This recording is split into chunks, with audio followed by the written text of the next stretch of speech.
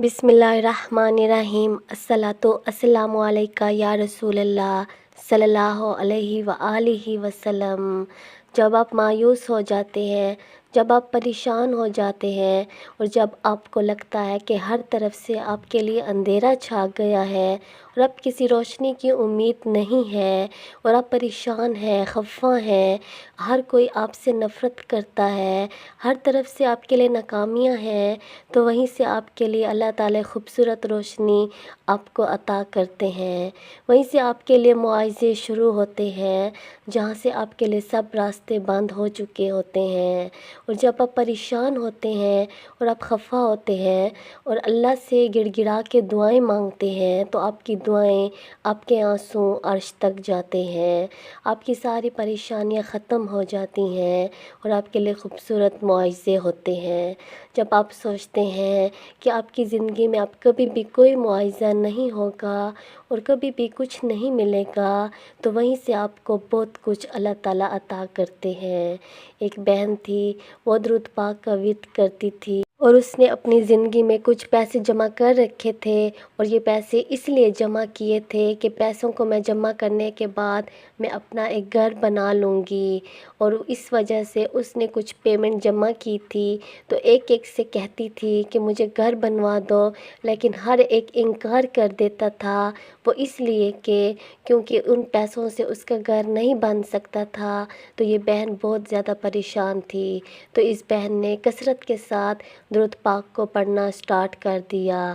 یہ بہن کہتی ہے کہ میں دن رات ہر وقت درود شریف کا ورد کرتی تھی اور ہر وقت درود پاک پڑھتی رہتی تھی، اور درود پاک پڑھنے کی وجہ سے اللہ تعالیٰ نے میری زندگی میں ایسا میریکل کیا کہ میں نے کبھی سوچا بھی نہیں تھا۔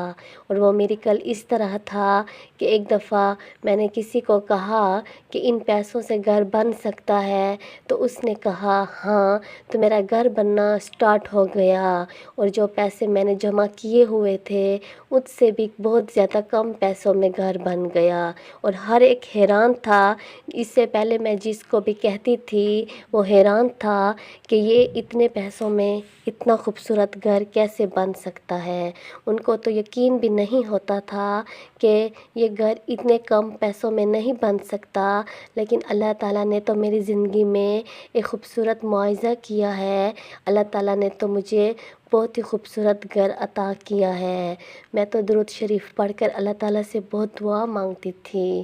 ماشاءاللہ، درود پاک واقعی میں ایک ایسی چیز ہے جہاں لگے کہ آپ کو ہر طرف سے اندھیرا نظر آ رہا ہے، کہیں سے کوئی مدد نہیں ملنی، نہ ہی کوئی آپ کی پریشانی کو ختم کر سکتا ہے، اور نہ ہی آپ کی کوئی زندگی کے جتنے مسائل ہیں وہ ختم کر سکتا ہے، تو آپ نے اس وقت درود پاک کا ورد کرنا سٹارٹ کر دینا ہے۔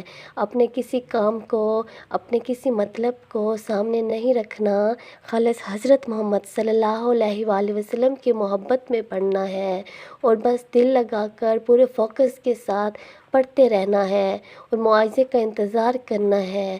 اللہ تعالیٰ تو اپنے پیارے بندوں کو آزماتا ہے کہ میرا بندہ مجھ پر کتنا بھروسہ رکھتا ہے، تو محبت کے ساتھ، یقین کے ساتھ اور لگن کے ساتھ استغفار کا ورد بھی کریں اور درود شریف بھی پڑھیں۔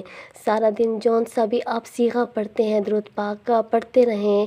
ہر صیغہ ہی انمول ہے، بس پڑھنے والے پہ ہے کہ وہ کتنی محبت کے ساتھ، یقین کے ساتھ اور لگن کے ساتھ پڑھتا ہے۔ محبت کے ساتھ درود شریف تو پڑھنا سٹارٹ کریں، آپ کی زندگی دنوں میں تبدیل ہونا شروع ہو جائے گی، اور ساتھ ساتھ استغفر اللہ کا بھی ورد کریں انشاءاللہ۔ الصلاۃ السلام علیکہ یا رسول اللہ صلی اللہ علیہ وآلہ وسلم۔